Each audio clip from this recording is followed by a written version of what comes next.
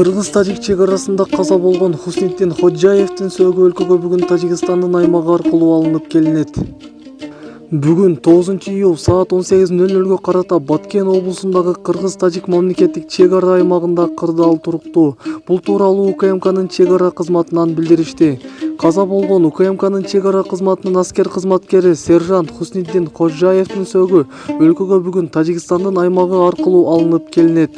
Эскерте кетсек, тажик аскер кызматкерлери биздин бир аскер кызматкерин гана кармашкан жана аны кайтарып алуу боюнча эки өлкөнүн чек ара өкүлдөрүнүн жолугушуусунда каралып жатат. Мамлекеттик чек арада күч структураларынын аракеттерин координациялоо максатында Баткен облусуна УКМК чек ара кызматынын директорунун биринчи орун басары Хусанбек Бекташов учуп кетти деп жазылат маалыматта. Маалымат булагы Супер Кейджи сайты.